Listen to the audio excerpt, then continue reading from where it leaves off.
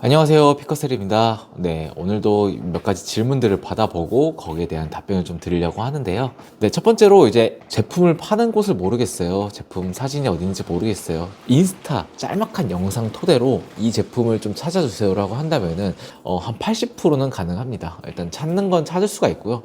단지 이제 동일한지는 좀 더 이제 구체적인 검증이 필요하지만은 웬만한 인스타에서 움직이는 바이럴하는 영상을 가지고 이 제품을 좀 찾아주세요라고 한다면 대부분 찾을 수는 있습니다. 그 영상을 근거로 제품을 찾을 수가 있고요. 반대로 이제 그냥 한국에서 팔고 있는 그런 제품 사진을 갖고도 찾을 수도 있습니다.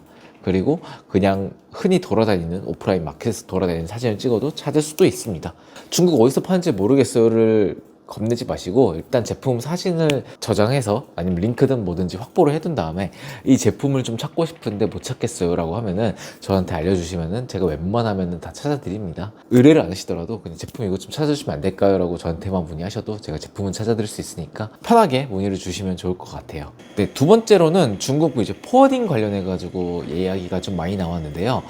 대부분 뭐 우님 해상우님 어떻게 하나요? 뭐 포워딩 어디서 출발하나요? 중국은 대륙이 워낙에 크죠. 그 해안 연안도 굉장히 큽니다.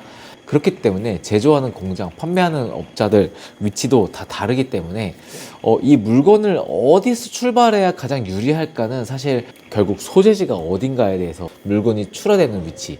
예를 들어서 광저우 쪽이다. 광저우 쪽에서 출고가 되는 물건이면은 광저우 쪽에서 이제 물건을 사는 게 낫고, 뭐 청도 쪽에 가깝다. 그럼 청도 쪽에서 태우는 게 맞고, 아니면은 뭐 애매한 중간 쪽이다. 아니면 뭐 이웃 쪽이다. 이렇게 하면은 각 위치에 따라서 비용이 다 다르기 때문에 물론 한국과 가장 가까운 이제 중국의 항만 창고는 웨이하이 이렇게 다들 아실 텐데요.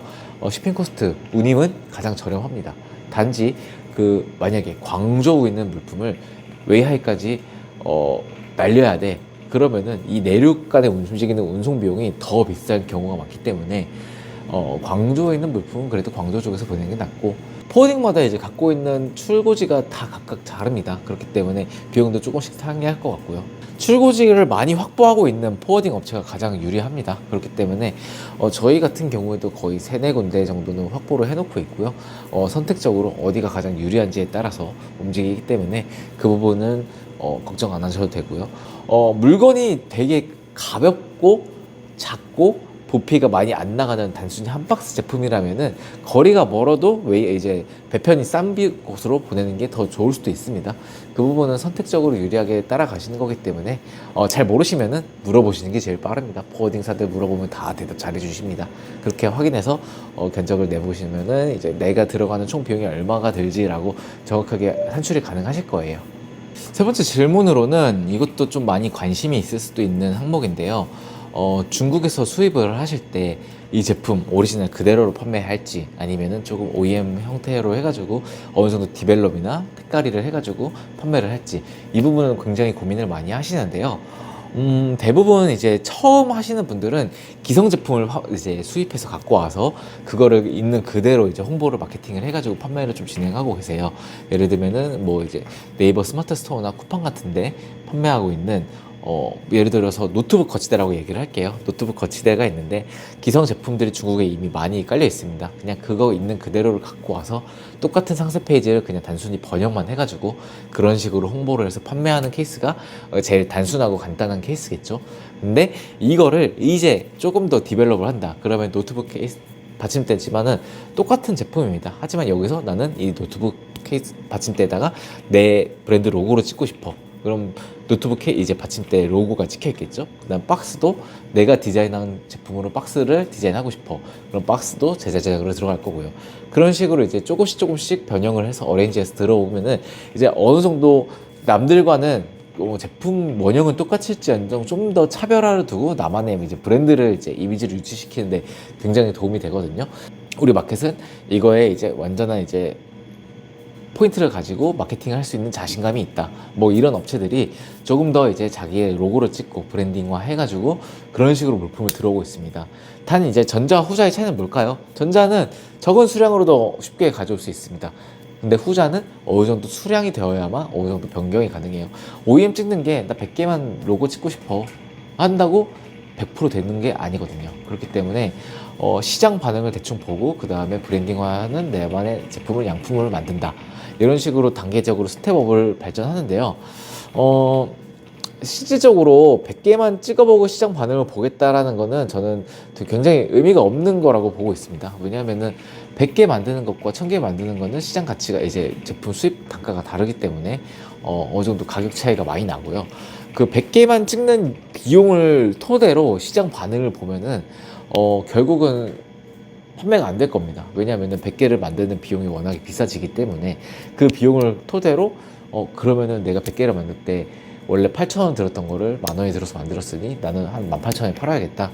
18,000원에 파는데 시장가는 이미 15,000원에 형성이 돼 있어요. 그러면은 성공할 수가 없죠. 그런데 만약에 이거를 1000개 만들면 똑같이 뭐 8,000원에 만들 수 있고 아니면 7,000원에 만들 수 있고 이거를 15,000원에 팔아도 나는 어느 정도 남는 구조가 나오니까 그렇게 판단을 하셔야 되는데 그냥 단순히 반응용으로 100개만 판매를 하겠다, 만들어 보겠다 이런 식으로 하면은 사실 조금 실패할 확률이 굉장히 높습니다.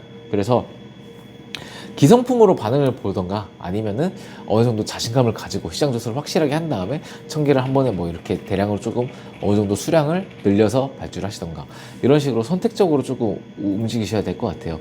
보통 제 거래처 분들은 기본적으로 시장 반응을 본다고 하더라도 1000개를 좀 찍어 보시더라고요. 그런 식으로 한 다음에 어느 정도 괜찮다 하면은 그때부터 뭐 3000개, 5000개 이런 식으로 양을 늘리는 방향으로 대부분 이제 OEM을 많이 하시기 때문에 저희 업체들도 OEM으로 시작하시는 게 좀 더 자기만의 브랜드와 어느 정도 가격 설정에도 유리한 점이 없지 않아 있거든요. 그런 식으로 가면은 마케팅 할 때도 어느 정도 비용이 들어도 그만큼 내 브랜드의 인지도를 판매하는 거기 때문에 마케팅 비용이 그렇게 아깝지 않다 생각할 수 있어요. 반대로 기성품을 마케팅하는 거는 누구나 파는 기성품을 마케팅하는 거기 때문에 마케팅 비용이 온전히 나의 마케팅 비용이 아니에요. 누구도 다른 사람이 그걸 보고 다른 사람 거를 구매할 수도 있는 거고 그렇기 때문에 어느 정도 그런 구분이 있기 때문에 이거는 이커머스 시장을 좀 더 딥하게 파시면은 구조를 이해하실 수 있을 것 같습니다. 자, 그 다음 개인 통관, 사업자 통관 물어보시는 분들이 굉장히 많아요. 개인 통관이 뭐예요? 사업자 통관이 뭐예요?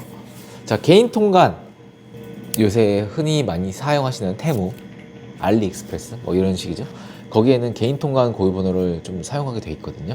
이게 무엇이냐면은 그냥 이제 단순하게 생각하시면 해외여행 가서 내가 물건을 하나 사왔어 뭐 그런 느낌이에요.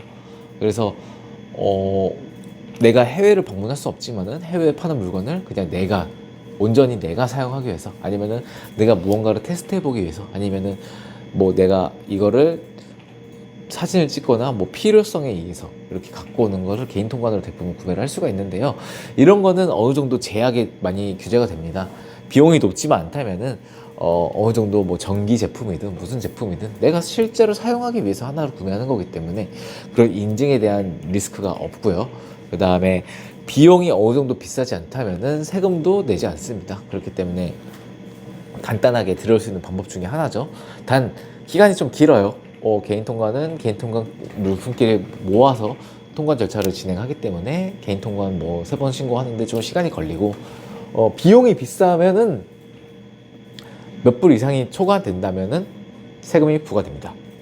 물론 면세가 될 수 있는 제품도 있지만은 어느 정도 부과가 된다는 사실 이해해 주시면 좋을 것 같고요.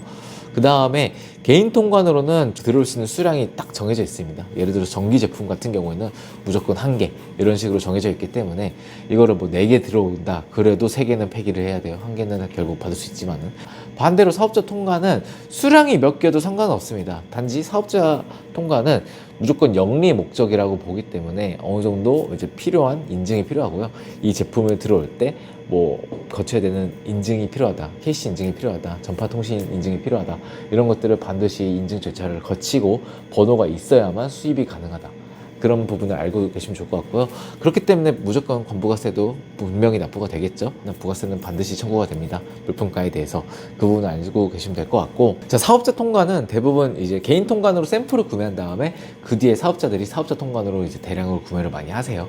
그래서 개인 통관으로 일단은 샘플을 하나 사보거나 아니면은 일반적으로 이제 특송을 받아가지고 제품 테스트를 해보고 그 다음에 테스트해서 문제가 없을 때 이제 사업자 통관으로 진행해서 물품을 구매를 대량으로 하는 거. 그런 식으로 좀 움직이고 있고요. 통관의 면제 요건이 되는 케이스가 몇 가지가 있는데 대표적으로는 난 이걸 인증받기 위해서 5개, 6개 갖고 왔어. 이런 식으로 이제 갖고 오면은, 이제 어느 정도 인증 번호가 없어도 통관이 가능합니다. 단, 그건 다 정말로 인증기관에 보내야 해요. 그렇기 때문에 그 부분을 유념해서 이제 수량을 꼭 잘 정해서 갖고 오셔야 되고요. 저번 주에도 전기 서플라이 이제 발전기라고 해서 전기 공급 제품을 어느 분이 개인 통관으로 4개를 구매를 하신 거예요. 그런데 개인 통관으로 1개밖에 되지 않기 때문에 3개는 결국 반품 처리가 되는 그런 사례가 있었고요. 어떤 분은 사업자 통관으로 전기 제품을 사셨어요. 사업자 통관으로 전기 제품을 샀는데 이거는 인증을 안 받기 때문에 통관이 안 되겠죠. 인증번호가 없어서. 그런 사례도 있었고, 그렇기 때문에 꼭 그런 부분 확실히 이게 인증번호가 필요한지 아닌지 이거 꼭 아셔야지만이 됩니다. 다음에 요새 뭐 개인 통관 번호가 얘기가 나와서 쿠팡 사태가 있었죠. 근데 쿠팡에도 해외 직구가 굉장히 많아요. 쿠팡에도 해외 직구 그런 링크가 굉장히 많고 판매하는 것도 많은데, 자, 해외 직구를 하기 위해서는 쿠팡에서 이제 구매하시는 분 대부분 개인 통관으로 구매하시는 거기 때문에 개인 통관 고유 번호를 사용해서 주문하셨을 거예요. 근데 이 개인 통관 고유 번호가 사용되는 거는 실질적으로 한국에 도착해서 세관에 도착해서 그게 적용돼서 이렇게 나오는 건데, 자, 주문을 했습니다. 제가 A라는 제품을 주문을 해가지고 이제 배송이 오고 있는 중인데 이런 사태가 일어나서 개인 통관 고유 번호를 다 바꿔야 돼 해가지고 바꾸신 거예요. 그러면은 이 제품은 어떻게 될까요? 공중에 떠버립니다. 알 수가 없어요. 이미 내 통관 고유 번호는 예전 A 번호로 지정을 해서 구매를 했는데, 이 물품은 A 번호 그대로 이제 태그를 달아서 들어왔는데 나는 이제 A 번호가 아니고 B 번호로 바꿔놨기 때문에 이게 인증을 하려고 하는데 이제 세관 처리 신고가 안 되고 있는 상황인 거죠. 그렇기 때문에 구매하고 있는 제품이 급하지 않다면은 웬만하면은 물품을 바꾸시거나 아니면은 구매했던 물품을 취소를 하고 바꾸시는 것을 적극 추천드리는 바예요. 자, 오늘도 이제 조금 몇 가지 이슈를 같이 확인해 봤습니다. 네. 이제는 조금 더 우리는 이 제품에 대해서 하나씩 뜯어보면서 얘기를 해봐야 될 것 같아요. 다음 주부터는 조금 더 새로운 환경에서 새로운 영상으로 찾아뵙도록 하겠습니다. 감사합니다.